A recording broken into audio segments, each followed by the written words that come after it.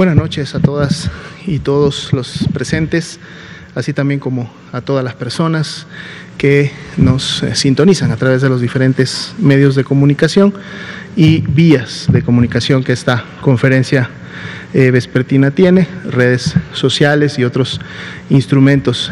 Muchas gracias por acompañarnos esta noche, sean bienvenidos. Como ustedes saben, es la conferencia de prensa en donde actualizamos el comportamiento de la epidemia de COVID-19 en México. La transmitimos normalmente todos los días desde Palacio Nacional en la Ciudad de México. El día de hoy vamos a poder actualizar la estadística, los números en relación a la epidemia de COVID en el país y también el avance de la Estrategia Nacional de Vacunación. El doctor Hugo López-Gatell, subsecretario de Prevención y Promoción de la Salud, de seguro está por acompañarnos. Entonces, mientras él llega, vamos a iniciar con el primer componente que tiene que ver justo con la actualización de la estadística al corte del día de hoy, 16 de marzo del 2021. Tenemos aquí entonces nuestras dos curvas, las cuales estamos actualizando todas las noches. Es la curva de color azul y de color verde. En la de color azul van a todos ustedes encontrar distribuidas las 2.362.886 personas que al día de hoy estimamos son ya casos confirmados de COVID-19. Esta estimación la hacemos tomando como base todas las personas que han sido notificadas como casos sospechosos en la plataforma del CISBER, que dieron obviamente positivo a una prueba de laboratorio, pero que además fueron clasificadas también por asociación epidemiológica, por dictaminación clínico-epidemiológica, e integramos porcentajes de positividad a aquellos que todavía no tienen algunas de estos tres antecedentes, y entonces podemos llegar a este número y los distribuimos por la semana epidemiológica en la cual ocurrió o inició los signos y síntomas de su enfermedad, y entonces eso nos permite ver para cada una de las semanas, va dibujando un contorno en la línea y entonces sabemos cómo se está comportando la misma.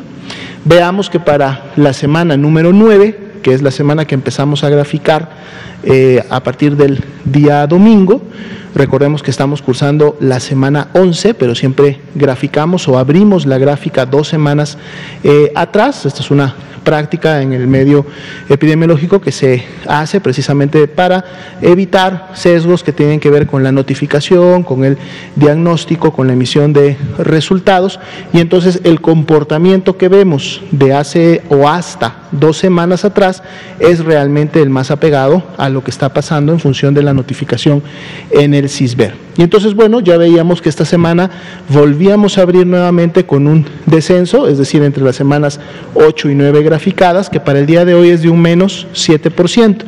Pero obviamente este menos 7% se suma a las 8 semanas previas en las que tenemos un descenso importante de la epidemia prácticamente desde que inició el 2021. De hecho, noten ustedes que el punto donde nos encontramos para el día de hoy es un punto prácticamente que se equipara con lo que observamos en su momento a mediados de septiembre, después de que en el mes de julio habíamos tenido nuestra primera ola, nuestro primer acme en México, y después de haber tenido este segundo acme, esta segunda ola, que obviamente en magnitud fue mucho mayor que la primera, estamos prácticamente en este momento regresando a los niveles más bajos que tuvimos de la epidemia en México, posteriores obviamente al primer incremento o primera ola del mes de julio. Que estas condiciones continúen o se mantengan, y lo hemos dicho en muchas ocasiones, depende precisamente del comportamiento poblacional en función de la movilidad. Estamos ante una enfermedad que se transmite de persona a persona. Entonces, si las personas incrementan la movilidad, pues obviamente una persona enferma va a tener mayor probabilidad de contagiar a una persona susceptible, es decir, alguien que no haya enfermado en los últimos meses y se haya recuperado, o alguien que todavía no tenga las 2 dosis de la vacuna y por lo tanto un esquema de vacunación completo, y entonces puede todavía encontrar a alguien que enferme y que la epidemia se mantenga activa. Y lo que hemos estado viendo precisamente en últimas semanas, prácticamente desde la semana 6, 7, 8 y actualmente la 9, es que la disminución que veíamos en semanas previas pues es menor, es decir, ese descenso, esa tendencia descendente es más lenta para efectos de la tendencia, y empezamos más bien a ver que nos vamos acercando a lo que más adelante pudiera ser más bien ya un efecto de meseta. Un efecto de meseta sería que llegaríamos a un punto en donde la epidemia no sigue disminuyendo, sino más bien ya tiene un comportamiento basal que está justo entre las personas que pueden llegar. Buenas noches, doctor López-Gatell, bienvenido. Y de esta manera, pues será muy importante, obviamente, dar un seguimiento muy puntual, no solo en siguientes días, sino en siguientes semanas, para ver si este descenso empieza a tener el comportamiento que acabamos de comentar y que por lo tanto generaría un riesgo de que a nivel subnacional, en alguna de las entidades federativas, posteriormente una meseta, pueda convertirse nuevamente en un incremento. Recordemos que bajo el esquema de intervenciones del semáforo de riesgo epidemiológico, esto también es esperado, es decir, una entidad federativa que llega a un nivel de riesgo amarillo o verde, de los niveles de riesgo más bajos, y obviamente esto es porque su epidemia está bajo control en un momento determinado o han logrado esta meseta cercana al valle, cercana a una disminución importante después de la curva, dado que todavía tenemos personas susceptibles de enfermar, y si por estar en esos niveles se incrementan las actividades en los espacios públicos, se incrementa la movilidad, entonces es esperado que se incremente nuevamente la transmisión de persona a persona y por lo tanto se incrementen nuevamente los casos. Por eso lo que hemos visto hasta ahora en entidades que han disminuido de un rojo a un naranja, de un naranja a un amarillo, y luego vuelven a subir un naranja y vuelven a bajar a un amarillo, llegan a un verde y luego vuelven a subir un amarillo, es un comportamiento de alguna manera esperado. Obviamente lo que no se desea es que estos incrementos se salgan de control, y salirse de control significa que la proporción o cantidad de personas graves terminen obviamente saturando las unidades médicas o que en algún momento no puedan encontrar una cama disponible, situación que también sabemos hasta el momento no ha pasado en México, dado que más allá que se han tenido, sí, sobre todo en el mes de diciembre y principios de enero, cuando tuvimos esta segunda ola importante, tuvimos niveles bastante altos de saturación, hasta el momento la capacidad hospitalaria que se generó en el país para respuesta ante la epidemia ha tenido todo lo necesario para poder atender a los pacientes. Pero a lo que vamos es que podemos ver ondas, podemos ver incrementos, pero mientras se implementen las medidas de prevención y las intervenciones comunitarias, esperaríamos que esto en su momento no necesariamente representara algo que pudiera salirse de control, pero necesitamos verlo más adelante. Tenemos la ocupación nacional, no tenemos cambios en la proporción o en la media nacional al día de ayer, 24%, y bueno, la tendencia obviamente es además congruente con la carga de enfermedad, con la cantidad de casos. Vemos cómo las personas que demandan camas de hospital por tener infección respiratoria aguda grave también ha disminuido de manera importante, y la tendencia descendente también se mantiene en los últimos días y en las últimas semanas. Si vemos la siguiente diapositiva, enfocamos por entidad federativa, volvemos nuevamente a no tener entidades federativas con 50% o más de ocupación, es decir, todas las entidades federativas en este momento tienen menos de la mitad de ocupación de sus camas. De hecho, solo 6 de ellas están entre 30 y 49% y 26 tienen inclusive menos del 30%. Esto deja 24.013 camas disponibles a nivel nacional, y de ahí la ocupación nacional para este tipo de camas de 23%. Si vemos la siguiente diapositiva, que son las camas con ventilador, se repite nuevamente para el día de hoy, para el último corte, esta situación en donde no tenemos ninguna entidad federativa con 50% más de ocupación de camas con ventilador. Tenemos 8 entidades que están entre el 30 y el 49 y la mayoría, que son 24, tienen inclusive menos del 30% de ocupación. 8.004 son las camas disponibles con ventilador en este momento para poder atender a los pacientes más críticos, y nuestra ocupación nacional entonces se mantiene en un 27%. Esa sería la actualización para esta noche del componente técnico. Muchas gracias, doctor Alomía. Vamos a comentar ahora el progreso de la vacunación contra el virus SARS-CoV-2, programa de vacunación para prevenir la COVID-19 en México. Recordar los parámetros generales de este programa. Fue presentado el 8 de diciembre del año pasado, arrancó el 24 de diciembre de 2020 y tiene varias etapas que están claramente definidas, en las que se vacunará a población de acuerdo a su nivel de riesgo. La prioridad, de manera inicial, fue proteger a quienes nos protegen, el personal de salud, no solamente médicas y médicos y enfermeras, enfermeros, sino 11 categorías laborales en el sector público, en el sector privado, y estas personas, nuestras compañeras y compañeros del sector salud, han sido vacunadas de acuerdo a su cercanía con la COVID-19.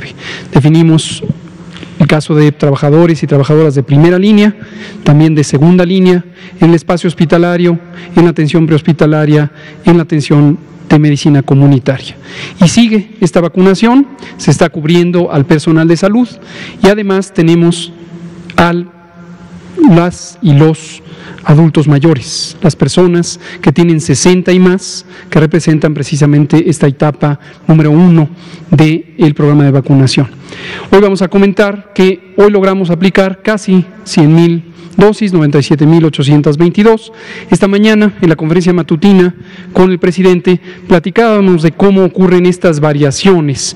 En algún momento hemos llegado a un punto máximo de 360.335 dosis aplicadas en un solo día, y vemos que después hay variaciones a la baja, hay días no muy productivos como este, con menos de 80.000 dosis, hoy tenemos 97.822. ¿A qué se debe esta variación? Un elemento fundamental de esta variación tiene que ver con la geografía. Hoy vamos a presentar un mapa municipal y señalar la liga, donde existe una lista completa de municipios. Esto lo han pedido ustedes en varias ocasiones. La lista existe desde hace mucho tiempo. Lástima que no la habían encontrado. Hoy la vamos a hacer explícito dónde la pueden encontrar. Los municipios que se han ido vacunando empezaron a ser aquellos que tenían población rural dispersa, donde se encuentran las personas que tienen la mayor vulnerabilidad social a las complicaciones de COVID-19. Esto lo comentamos también con un importante nivel de detalle, dado que hubo algunas reacciones de ciertos segmentos de la sociedad que parecían no visualizar que existen amplios segmentos de esta sociedad con enormes desigualdades sociales, amplios segmentos que tienen una enorme vulnerabilidad social. Esto lo comentamos desde que presentamos el programa en diciembre del año pasado, que priorizaríamos la protección de las personas socialmente vulnerables. Y en las zonas rurales de nuestro país, además de la pobreza económica, existe una enorme carencia de servicios públicos, no solamente los de salud, también los de transporte, los de distintos medios o mecanismos de comunicación, como puede ser la propia infraestructura física, las comunicaciones, las telecomunicaciones. Desde luego, hay una enorme capacidad en las redes sociales que tienen las personas en estos municipios, pero esta carencia histórica de décadas de servicios sociales impide a las personas atender prontamente sus enfermedades. Esto ha ocurrido siempre. Es muy importante no perder de vista que esto es un enorme problema histórico de nuestra sociedad, que ojalá vayamos cerrando y corrigiendo, porque es un defecto histórico de nuestra sociedad. Entonces, en estas condiciones, las personas adultas mayores que viven en las regiones rurales, como lo hemos demostrado también con las estadísticas de la vigilancia epidemiológica de esta misma epidemia, pero es algo ampliamente conocido en la salud pública porque es un patrón de distribución desigual también para muchas otras enfermedades. Por eso decidimos vacunar de manera prioritaria a las personas adultas mayores que viven la mayor vulnerabilidad social. También se empezó a vacunar a las personas en las grandes ciudades o en las ciudades de mediano tamaño, incluyendo la ciudad capital, la Ciudad de México.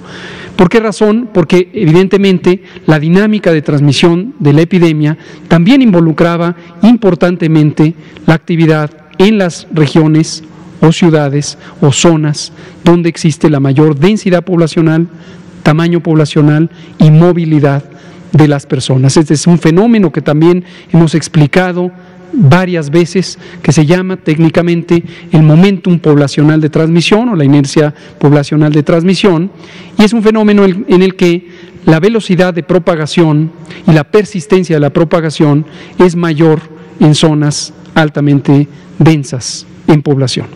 Entonces así fuimos empezando con la vacunación. Veremos ahorita los municipios en un momento, pero esto en parte explica esta diversidad de coberturas o de logros de vacunación, porque cuando entran las brigadas del operativo Correcaminos a zonas rurales dispersas, evidentemente tienen que invertir una parte sustantiva del tiempo, el tiempo de trabajo. Empiezan muy temprano las brigadas a trabajar, antes de las 8 de la mañana, ya están desplegándose en campo, pero cuando tienen que recorrer grandes distancias para llegar a los distintos poblados y vacunar algunos miles o decenas de miles y luego desplazarse a otra población, desde luego una parte muy importante del tiempo que se invierte en un día de trabajo está en esa logística de desplazamiento.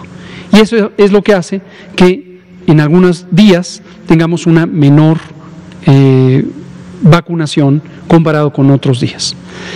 Lo que veremos, y lo platicábamos también ayer, en las próximas pocas semanas, es que una vez que hemos satisfecho la cobertura en una zona muy amplia de municipios rurales, empezaremos a entrar a ciudades de mediano y en su momento también gran tamaño. Seguiremos vacunando desde luego en la Ciudad de México, en tanto que es una entidad federativa en sí misma, recibe una dotación proporcional de vacunas en cada embarque de acuerdo a su población de personas adultas mayores, igual que las otras 31 entidades federativas. Cuando tengamos un abastecimiento mucho más copioso y más persistente semana por semana, más estable en términos del número de dosis semanales, podremos además avanzar ya en las ciudades. Incluiremos varias de las ciudades capitales. Esta mañana se preguntaba por Hermosillo, por ejemplo. Es posible que en una semana, un poco más, semana y media, ya estemos vacunando también en Hermosillo y varias otras capitales. Entonces, ahí es lo que vamos a ver, que vamos a cambiar a un ritmo mucho más continuo de altas coberturas vacunales por día. Posiblemente estaremos llegando a estos 300, 360,000, 400,000, incluso 500,000 dosis aplicadas por día. Y ojalá más, pero depende mucho de la geografía y de la naturaleza de los asentamientos humanos. Vamos a ver la siguiente. En forma acumulativa tenemos ya 4.530.784 dosis de vacuna. En esta gráfica de dosis acumuladas, es semejante a cuando vemos la curva epidémica acumulada, vemos que va aumentando y siempre va a ir aumentando este número. Recordarán que varias de las fuentes de información han estado con la idea persistente de la cifra récord de casos o de defunciones. Hemos comentado aquí durante todo un año, más de un año, que cuando uno ve una curva acumulativa siempre va a haber una cifra récord. Pero no hemos visto que estos medios de información hoy estén interesados por poner la cifra récord de vacunación. Pero se los comentamos, no lo preguntan, parecen no estar interesados en esto, siguen interesados en los casos y las defunciones. Les comentamos que esta es una cifra récord. Hoy hemos llegado al récord de 4.530.784. Quizá mañana aparezca en algunas primeras planas. Vamos a poner la siguiente. Lo que vemos es aquí qué porcentaje representa respecto a los embarques, la suma de los embarques que han llegado. Hoy fue día de embarque, recibimos varias dosis, más de 670,000 dosis de Pfizer, el número exacto vendrá en una diapositiva en unos minutos, y esto ya nos suma 7.160.250, porque el sábado próximo pasado recibimos 1 millón de dosis de la vacuna Sinovac, CoronaVac, de la empresa Sinovac, y el miércoles reciente recibimos, hace casi una semana, las dosis adicionales, 200.000, de la segunda dosis de Sputnik V. Entonces hoy tenemos 7.160.250, hemos puesto ya estas y vamos a avanzar en esta semana, que se estará haciendo la distribución que hoy mismo presentaba el general secretario Luis Crescencio Sandoval.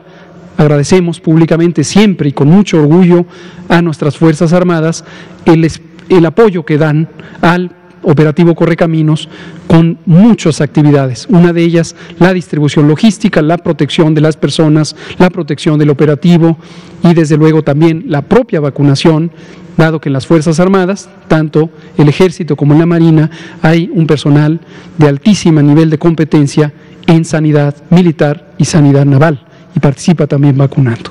La siguiente, por favor. Esta diapositiva, notan ustedes pocos cambios, sobre todo en estos dos segmentos. Este cambia lentamente, pero podrán ver que se actualiza. En general se ha mantenido la proporción de primeras y segundas dosis en la medida en que seguimos avanzando con primeras dosis. Ayer comentábamos con cierto detalle también sobre esta inquietud de algunas colegas en el sector salud, tanto público como privado, de la vacunación en el personal de primera y segunda línea. Pero sigue avanzando, se ha mantenido más o menos estable la proporción de primeras y segundas dosis. Este no ha avanzado, es que el estado de Campeche, las personas trabajadoras de la salud, prácticamente se culminó la meta, y tenemos aquí las personas adultas mayores. Esta cifra sí cambia notoriamente día con día. Hoy pasa de 3 millones de personas adultas mayores que han sido vacunadas. La siguiente. En todo el país, la misma prioridad para las 32 entidades federativas. Los eventos supuestamente asociados a vacunación e inmunización, un asunto de gran importancia, porque esto nos permite vigilar en México y para México y el mundo cuál es el desempeño en la vida real de las vacunas. Y es muy importante porque se espera que cualquier programa de vacunación esté asociado con reacciones del organismo humano, como dolor, como fiebre, como mareo, como náusea, que son muy esperables en cierta proporción. Nuestra proporción se ha mantenido muy estable y es una proporción muy semejante a lo que se espera para cualquier programa de vacunación, muy semejante a lo que está ocurriendo en otras partes del mundo. 0.03% de eventos. La enorme mayoría son eventos no graves. Ha habido 92 casos suficientemente graves como para requerir atención hospitalaria incluso, y hoy tenemos 16 personas hospitalizadas.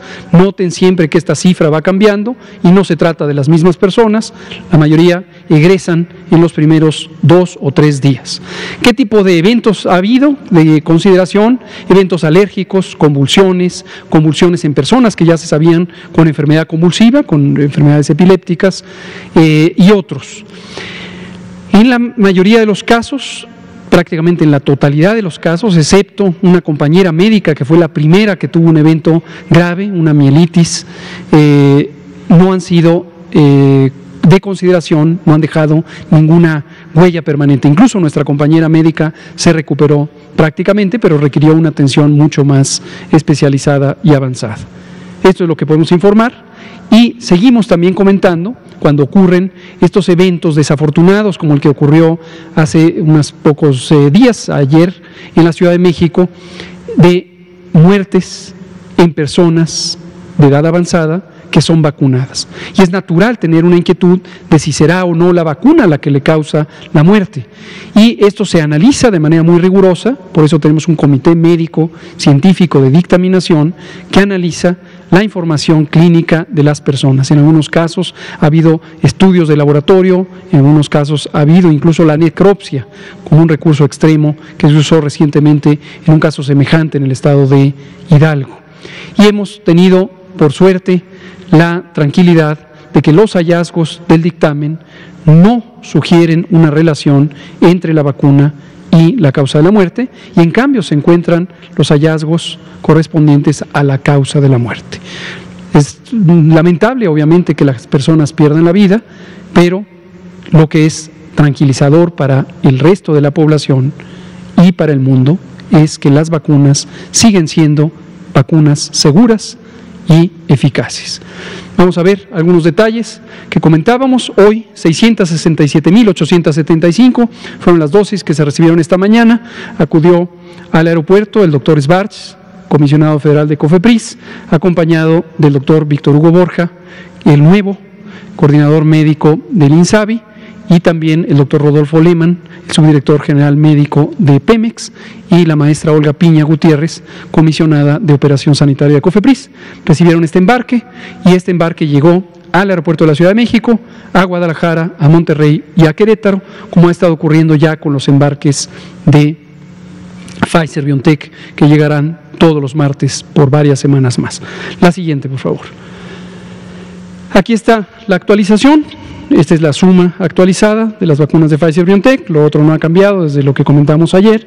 Esta es la suma total, 7.160.250. Y un recordatorio que hacemos todos los días es, bueno, antes del recordatorio, aquí está el mapa municipal. Por favor, vacunacovid.gov.mx. Este sitio web es parte de la arquitectura de los sitios web de coronavirus.gov.mx. Hay ligas cruzadas para acceder a uno y otro, pero por favor, hemos concentrado aquí la información sobre la vacunación COVID. Eso incluye un mapa, no es este mapa, estamos trabajando sobre la calidad de los mapas, es un mapa basado en Google, pero donde pueden ustedes ubicar las poblaciones en donde se ha hecho la cobertura. Esta mañana hablaba el presidente de cerca de un poquito más de 1,000 municipios. Esto se refiere al conjunto de municipios donde ya se ha trabajado la vacunación. Estos 775 es donde ya se ha logrado la cobertura de personas adultas mayores. Aquí están pintados y lo que pueden ustedes ver es la distribución relativamente homogénea en todo el territorio nacional, lo que refleja la idéntica prioridad de todas las 32 entidades federativas. Y como han comentado mis colegas, el doctor Alomía, el doctor Ruy López Ridaura, el doctor Ricardo Cortés, en los días recientes, la decisión específica sobre qué municipio sigue se toma con un conjunto de criterios que tienen que ver con la necesidad, que depende de la cantidad de personas adultas mayores que residen en cada municipio y en cada entidad federativa, la factibilidad, que depende de cuánta vacuna llegó, y las características de cada vacuna. Es mucho más complejo utilizar la vacuna en condiciones de alta refrigeración o de congelación para las zonas rurales dispersas que las vacunas que no requieren refrigeración. Pero esto no nos ha limitado, porque tenemos ya una red de ultracongelación bastante amplia, con la ayuda de la Secretaría de Educación Pública y en particular de la Subsecretaría de Educación Superior. Hemos tenido acceso a una red de más de 450 ultracongeladores. La red, de hecho, es en este momento mucho más amplia de lo que hemos necesitado utilizar, pero ya la tenemos, y agradecemos al subsecretario Luciano Concheiro, desde luego a la secretaria Delfina Gómez y también a la ANUYES, a la Asociación Nacional de Universidades e Instituciones de Educación Superior, y a todas y cada una de las instituciones de educación superior públicas y algunas también privadas. Aquí está la descripción municipal. Por favor, tengan a bien revisar el sitio. La siguiente. El mensaje de todas las noches: espera tu turno, espere usted su turno, de usted o de tú, de las ambas modalidades. Pedimos tener paciencia. Es claro, es completamente legítimo que las personas ya quieran tener la vacuna, pero la vacuna llegará. Hay vacunas para todas y todos, como ya lo hemos comentado múltiples veces y mostrado con los datos de lo que se ha contratado. Llegará, y en tanto llega, hay que mantener las medidas de protección, que ya son conocidas, para que las personas no se vayan a infectar de SARS-CoV-2 y padecer COVID antes de tiempo. Vamos a abrir a preguntas y respuestas. Vamos a empezar. Ayer nos quedó, bueno, está aquí Arturo Contreras, ayer le dejamos sin la palabra a Andrea Pastrana. Por favor, pie de página, seguro. Gracias, Arturo Contreras, de Pie de Página. Esta semana se cumple un mes de que se empezó a aplicar la vacuna de AstraZeneca, ¿no?, en la Ciudad de México. Sí. Pues han anunciado que hasta el 23 de marzo, ¿no?, a finales de este mes, se van a tener las primeras dosis embotelladas en México. Entonces, a ver si las personas que fueron vacunadas van a tener que esperar 2 meses para que se les vuelva a vacunar, ¿no?, y si eso está bien dentro del plazo admitido para la vacuna. Y nos ha preguntado mucha gente por redes sociales si hay alguna manera de hacerse una prueba para saber si son afines a tener algún tipo de reacción a la vacuna. Correcto. Hay mucha gente que tiene mucho miedo y dicen, bueno, ¿qué tal que hay alguna manera de saber? Nada más. Gracias, Arturo Contreras, de Pie de Página. La primera pregunta me parece una inquietud también muy importante por parte de las personas que recibieron la primera dosis de vacuna AstraZeneca y saben que se recomienda a partir del día 28, después de esa primera dosis, recibir la segunda dosis, con también un margen que va aproximadamente hasta los 35 días, de acuerdo a lo que ha recomendado la Organización Mundial de la Salud y también nuestro grupo técnico.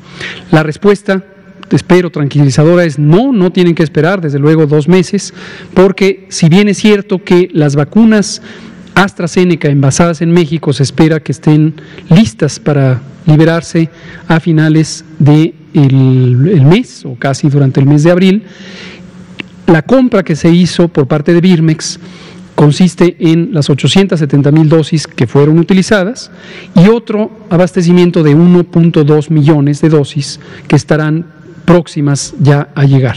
Posiblemente en un par de semanas llegarán este segundo abastecimiento y justamente fue contemplado para que se utilizara en la segunda dosis más primera dosis del remanente. La diferencia entre 1.2 millones y los 870,000 personas que fueron vacunadas. Respecto a pruebas para saber si puedo o no recibir determinada vacuna, no existen tales pruebas, no existe una situación específica en donde se puedan hacer pruebas para saber cuál es la vacuna para la que es elegible cada persona. Lo que sí recordamos es que las personas que tienen alergia, historia de alergia grave, anafilaxia, choques anafilácticos, no deberían recibir la vacuna de Pfizer, porque sí hay una recomendación explícita por parte del laboratorio Pfizer de no utilizar la vacuna en personas que tienen historia de alergia grave.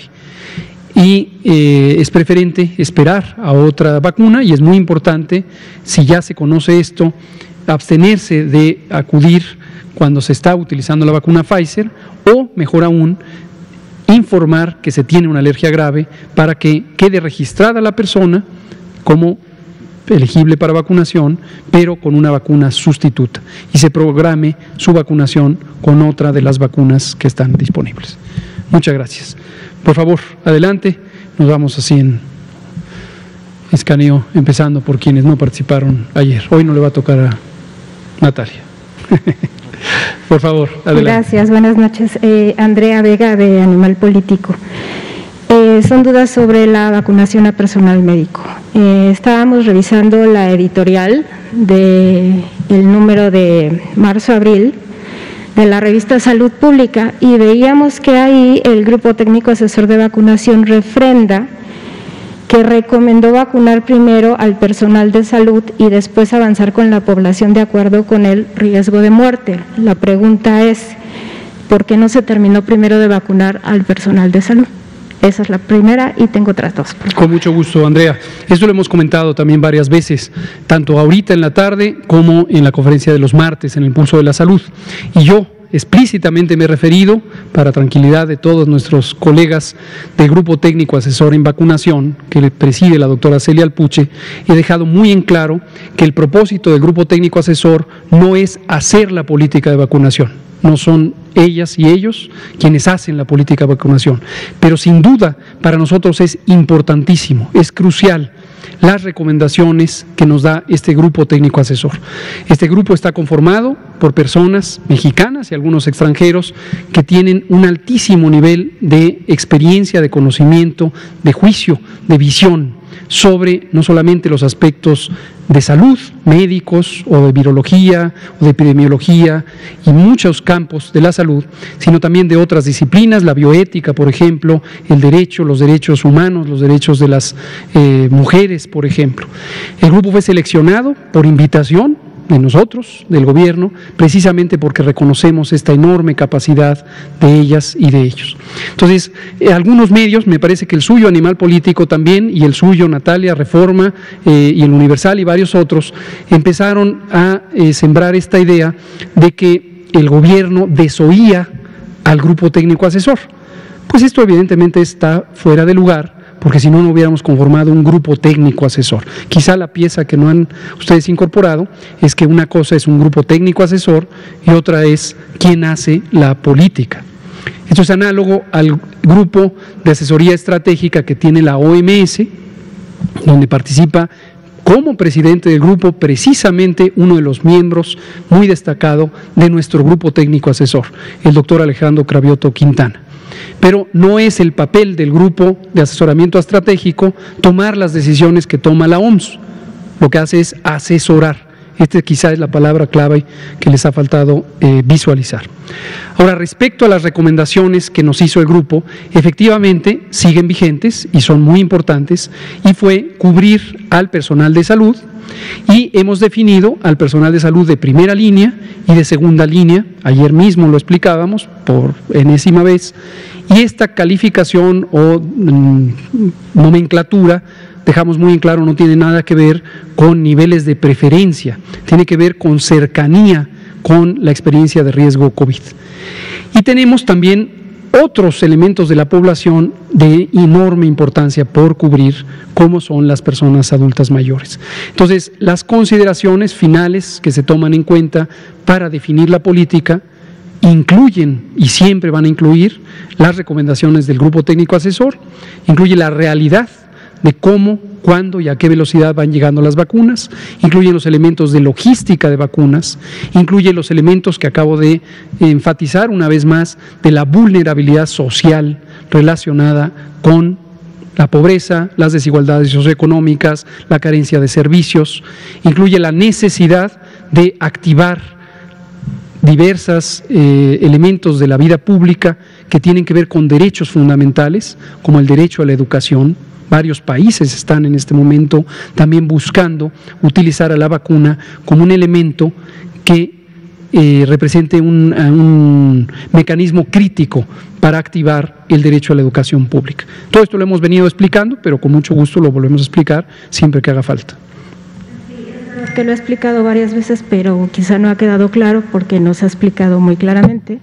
Bueno. Y las dudas siguen ahí, no tanto de nosotros los medios, los médicos, que son los que están atendiendo al personal, pues son los que tienen la inquietud, ¿no? Todavía, digo, no se trata de atender lo que nosotros queramos.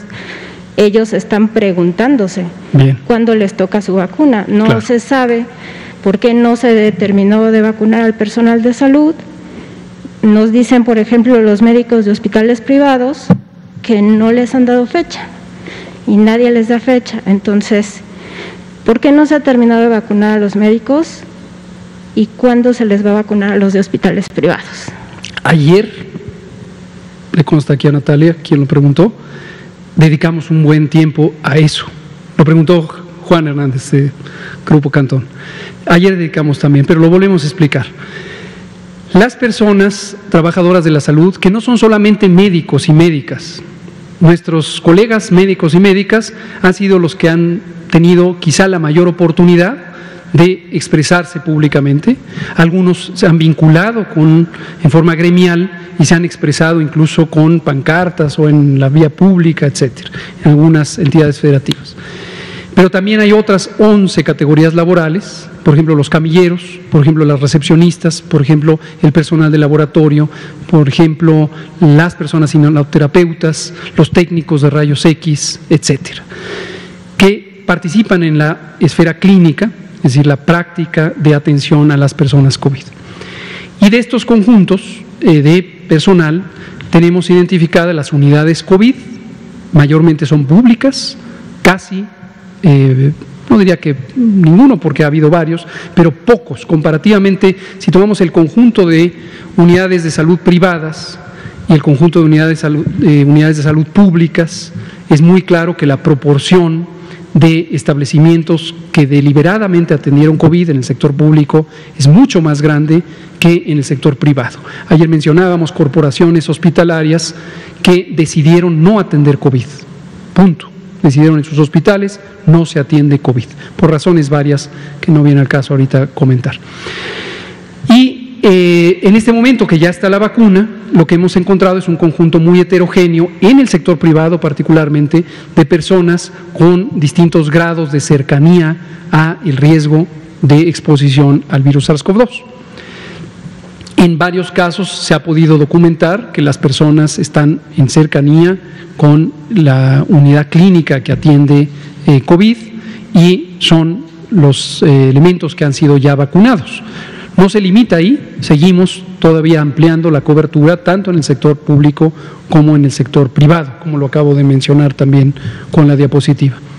También ayer relatábamos, ya un poco fuera de la conferencia, ya nos hemos acostumbrado a la post-conferencia, de experiencias donde tuvimos que algunas, no sé si llamarles corporaciones, pero digamos grupos empresariales relacionados con la práctica de la atención, por ejemplo las farmacias vinculadas a, consultorios vinculados a establecimientos de farmacia, nos presentaron algunas listas de solicitud de vacunación y en las primeras exploraciones encontramos listas que estaban o desactualizadas o incluso infladas con personal en el que no se podía verificar que estaba atendiendo COVID. Entonces ha sido complejo en el sector privado tener listas claras, listas depuradas, listas actualizadas y desde luego esto es un reto. Ayer preguntaban las compañeras qué se puede hacer. Seguimos pidiendo la colaboración, más que la protesta, la colaboración de quien puede integrar listas claras, listas definidas, que nos permitan saber la equivalencia de la exposición al riesgo COVID en el sector privado con la misma claridad que lo tenemos en el sector público. Muchas gracias, Andrea. Adelante. De personal de primera línea de hospitales privados que ya se haya vacunado, ¿tienen el porcentaje? Sí, lo hemos comentado varias veces. Vamos a traer el dato actualizado y sí, con mucho gusto. Okay. Incluye al Hospital ABC, por cierto. Fue el primero que empezó a vacunarse. Gracias. Gracias. Allá, por favor, atrás, luego Juan Hernández, Liliana Noble. No, allá, por favor, con el compañero. Sí, buenas tardes, Bogdán Castillo de Televisa. Le quería preguntar respecto a los estudiantes argentinos que llegaron a Buenos Aires ya contagiados. No sé si ya se tiene por parte de la Secretaría de Salud datos de laboratorio por un lado y por el otro, estos estudiantes argentinos ¿se contagiaron en Argentina y viajaron a México o bien se contagiaron en Cancún y viajaron a Buenos Aires? No sé si ya tengan ese dato preciso. Muchas gracias. No, cuando lo tengamos vamos a dar un informe detallado. Aquí agradecemos desde luego la colaboración del gobierno de Quintana Roo, del propio gobernador Carlos Joaquín y de su magnífica secretaria de Salud, la maestra Alejandra Aguirre. Inmediatamente reaccionaron ante esta comunicación que se supo por medios no técnicos sino por las noticias, dado que en el Estado no se había tenido por parte del laboratorio que hizo los exámenes ninguna notificación hacia la autoridad sanitaria estatal, lo cual es una obligación establecida por ley. Se incumplió en ella por parte de este laboratorio privado, laboratorio que no está acreditado para el ejercicio de la práctica de esta prueba. Desde luego estamos en espera de información detallada sobre otras acreditaciones o licencias de funcionamiento que esperamos tenga en regla.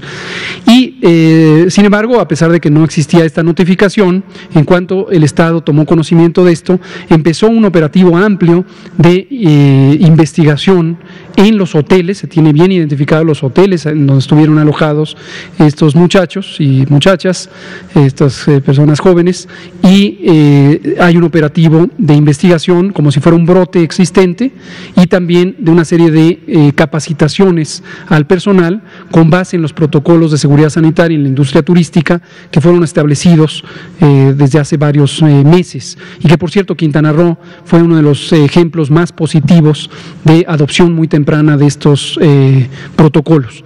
Entonces eso nos da mucha tranquilidad.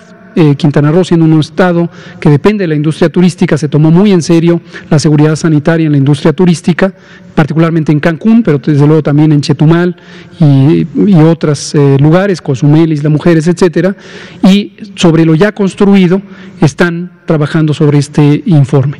En cuanto lo tengamos, seguramente será antes de que acabe la semana, comentaremos los detalles. Muchas gracias. ¿Ya tienes? Por favor, por favor. Como ustedes saben, el Reglamento Sanitario Internacional es un instrumento, ¿no?, que nos vincula entre los diferentes países que pertenecemos a la Organización Mundial de la Salud y que, si bien es cierto, tiene muchas, digamos, objetivos, muchas actividades dentro del mismo. Una de ellas es precisamente poder intercambiar información oficial, fehacientemente verificada entre los países. Desde que se tuvo conocimiento de este evento, nosotros hicimos ya la petición oficial a través del Reglamento Sanitario Internacional, es decir, con el punto nacional focal de Argentina. Hemos pedido toda la información, aún tampoco no nos ha llegado, pero obviamente en el momento en que la tengamos, entonces podremos tener también toda la información que el país en su momento recabó a la llegada de estas personas, cuáles fueron esos estudios que se realizaron, cuál es el número en su momento que comentan ellos salieron positivos, y obviamente los antecedentes de fechas de inicio de síntomas y todo relacionado, como para poder complementar la investigación en nivel local. Entonces, cuando tengamos toda la información, con mucho gusto, como decía el doctor López-Gatell, la estaremos compartiendo. Muchas gracias, doctora Lomía. El doctor Lomía es nuestro punto focal nacional para el Reglamento Sanitario Internacional. Él es el jefe de esta oficina de responsabilidad. Muchas gracias, doctor. Liliana Noble, Pulso Saludable. Gracias. Buenas noches, Liliana Noble de Pulso Saludable. Doctor Gatell, la semana pasada el doctor Riu, cuando le preguntaba justamente de qué pasaba con estos médicos que todavía no tienen la vacuna, de consultorios privados sin pertenecer a una institución privada, que están aislados, y odontólogos, me decía justamente que para evitar estas listas infladas o mala información, estaban pensando en diseñar una plataforma para que estuviera lista y ellos pudieran ingresar y registrarse. Preguntarle si esta plataforma ya está lista o ya va a estar lista próximamente para que ellos puedan registrarse, y también me gustaría conocer si adicional a Remdesivir, en COFEPRIS están pensando en algunos otros medicamentos que estén en fase 3 de estudio o que ya estén listos para la aprobación de uso de emergencia, entendería, para la COVID-19. Muchas gracias por ambas preguntas. Sobre este tema de la plataforma, tenemos varios mecanismos. Este es uno que comentaba el doctor López Ridaura, pero también quiero agradecer públicamente la participación incluso de legisladoras y legisladores que en sus propios distritos han recabado información de personas profesionales de la salud que tienen estas peticiones. Aprovecho aquí para recordarles que no se olviden que el personal de salud no solo son médicas y médicos. Desde luego, nosotros, siendo médicas y médicos, es natural que a veces nos inclinamos, me refiero no a nosotros en el Ejecutivo, sino estoy pensando en varios de los legisladores y legisladoras que nos han planteado esto, que son médicas y médicos. No se olviden que no solamente representan a médicas y médicos, también representan a los otros elementos del personal de salud, y que también es muy importante considerarlo. Pero son varios mecanismos con los que estamos explorando el tener una identificación facilitada y clara del personal que está en riesgo COVID y que debe ser vacunado. Sobre medicamentos, sí, en general, COFEPRIS a lo largo de esta epidemia se ha mantenido con un mecanismo específico. Desde luego quiero hacer notar que fue mucho más eficiente a partir de que entró la comisionada América Orellana, comisionada de autorización sanitaria, y la comisionada Olga Piña, y también, desde luego, ahora que se ha incorporado el comisionado federal Alejandro Sbarch. Es un mecanismo específico para tener una evaluación expedita de aquellos insumos que son relevantes para la atención de COVID, las propias vacunas, los medicamentos, incluso los dispositivos. COFEPRIS tenía un rezago histórico monumental de varios sexenios, que está asociado, como lo hemos comentado en varias ocasiones, con una historia de práctica de muy poca transparencia institucional. muy poca, muy poca. Históricamente COFEPRIS ha tenido este problema de poca transparencia y cada vez que lo decimos dejamos muy en claro que sabemos que quien es responsable de eso no es el personal operativo, por quien tenemos un gran respeto, sino quien ha estado al frente en los puestos directivos de la institución. Entonces, con este rezago diferencial, rezago además poco documentado, COFEPRIS ha estado en la tarea de limpiar ese rezago, esclarecer por qué algunos trámites estaban largamente rezagados y cuáles tienen oportunidades de salir más rápidamente de acuerdo a la solidez técnica de los documentos. Pero regresando a COVID, sabiendo que íbamos a tener una cantidad de insumos, incluyendo medicamentos, de oportunidad para el tratamiento de la COVID-19, tenemos un mecanismo explícito para atender estas solicitudes. Y la más reciente de autorización fue Remdesivir, pero este medicamento también ha sido presentado en los estudios clínicos en asociación con otros medicamentos, por ejemplo un medicamento que se llama Baricitinib, que es un inhibidor muy potente de uno de los mecanismos de inflamación, y se ha visto que el uso combinado pudiera ser mejor que el uso solo.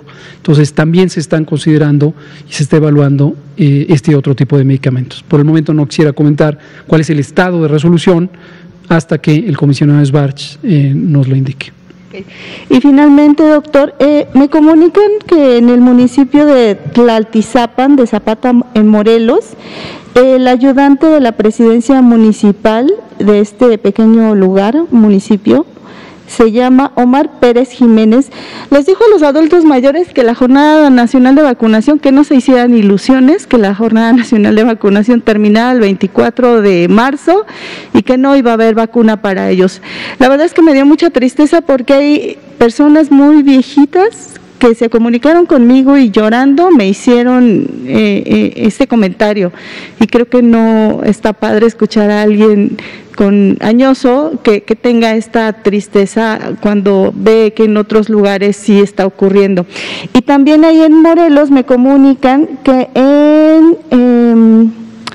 en otro municipio les habían avisado en Tepoztlán que iban a llegar 5,000 dosis, que llegaron solo 1,800, entonces la gente adulta mayor cerró las calles y entonces los encargados del lugar de vacunación dijeron, bueno, ya no nos cierren las calles, les vamos a dar su oportunidad de vacuna, regresen mañana.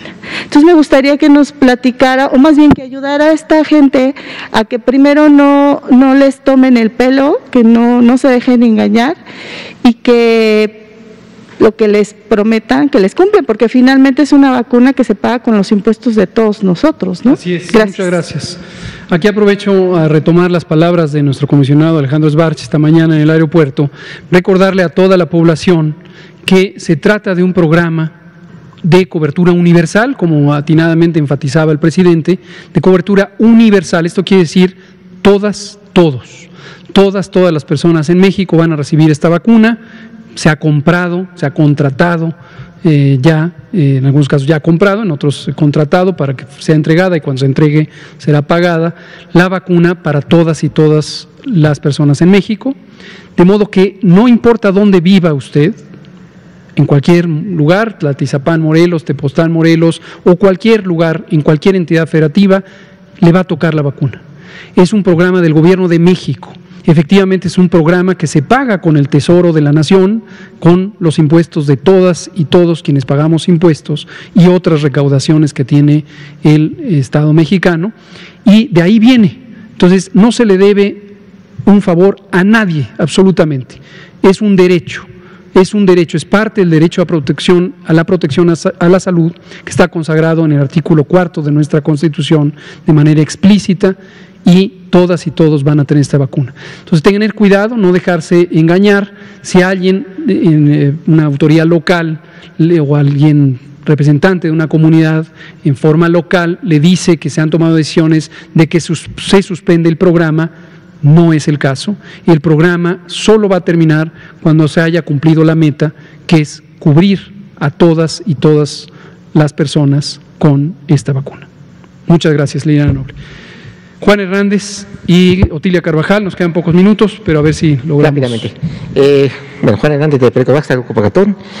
Dos cosas. Uno, hasta ahorita, ¿cuántas personas son las que se han reportado, bueno, que presuntamente habían muerto por la vacuna? Bueno, no que no han muerto, pero ¿cuántos exámenes se les han realizado? ¿Cuántos especialistas han participado en estos exámenes precisamente para descartar esta relación, como usted lo mencionaba?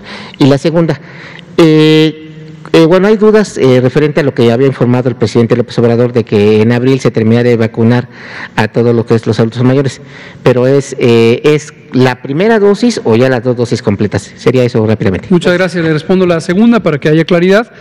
Nos referimos a que al menos la primera dosis, desde luego dependerá de los calendarios, en promedio son los 21 días, en algunos casos extendemos hasta 35 días la separación entre dosis y posiblemente durante abril no cabrían las dos dosis, pero al menos la primera dosis estimamos que la recibirían los 15 millones de personas adultas mayores cerca del final de abril.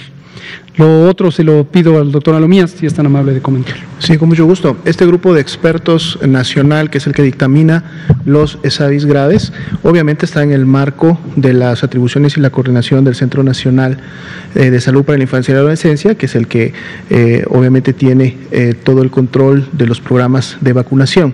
Pero para esto tenemos como coordinador técnico del grupo a precisamente el coordinador de los Institutos Nacionales de Salud y Hospitales de Alta Especialidad, que es el doctor Gustavo Reyes Terán. Obviamente esto genera la ventaja que se puede contar en el comité con toda una serie de especialistas de las diferentes disciplinas clínicas, en donde de estos Institutos Nacionales de Salud y Hospitales de Alta Especialidad están participando para cada uno de los expertices que se requieren. Están participando infectólogos, están participando geriatras, están participando cardiólogos, están participando neurólogos y prácticamente en un momento o para efectos de una dictaminación y por sus necesidades podrían participar tantos especialistas o en su momento la necesidad específica que se tuviera en base a la dictaminación. Pero también, obviamente, participan, y esto es importante, los médicos, los clínicos que atendieron los casos en cada una de las entidades federativas. Ellos son los que presentan los casos en base a la revisión del expediente clínico, los que atendieron a las personas, exponen todo lo que observaron, cuáles fueron los resultados de los estudios de laboratorio, de los exámenes de imagenología, los diagnósticos que se integraron, y entonces obviamente se lleva a este ejercicio y a este consenso con todos los especialistas. Por lo tanto, es una actividad muy dinámica. El comité está sesionando rigurosamente desde que iniciaron los primeros ESAVIS graves todas las semanas, e inclusive se convocan a sesiones extraordinarias, han tenido sesiones extraordinarias cuando en un momento se requiere avanzar con estas dictaminaciones.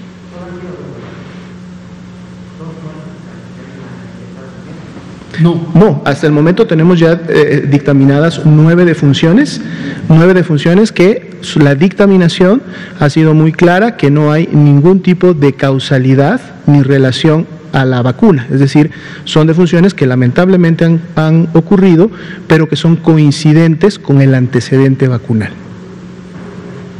Súper. Pues muchas gracias. Otilia, disculpe, ya no nos va a dar tiempo de atenderla, pero si quiere mañana. Aquí aprovecho, nuestro comisionado, el doctor Alejandro Sbarch, ya me está dando noticias sobre lo que preguntaba Liliana Noble, que efectivamente hoy sesionó el Comité de Moléculas Nuevas sobre baricitinib y dio una opinión favorable. Me está ya recomendando que lo anunciemos. Hay una opinión favorable del Comité de Moléculas Nuevas. Lo que procede ahora es la integración formal de la autorización sanitaria de uso de emergencia en las condiciones que hayan sido establecidas, pero ya es un hecho que con esta recomendación favorable ya dado que COFEPRIS trabaja con el nuevo formato optimizado que se basa en las mejores prácticas que tiene la Agencia Europea de Medicamentos, hemos adoptado ese modelo con el trabajo que ha hecho el doctor Sbarch y hemos definido estos mecanismos ágiles de evaluación que están ya en práctica. Remdesivir fue la primera experiencia de uso de esos mecanismos ágiles, ahora está baricitinib, un inhibidor de la Janus quinasa, que ahora se utiliza en combinación con Remdesivir en un esquema recomendado. Ya veremos cuáles las indicaciones formales. Aquí terminamos, son las 20 horas con 1 minuto. Muchas gracias, gracias como siempre a nuestros colegas de CEPROPIE que nos dan un apoyo formidable, también a los camarógrafos por allá y gracias a ustedes aquí en la sala. Hasta mañana.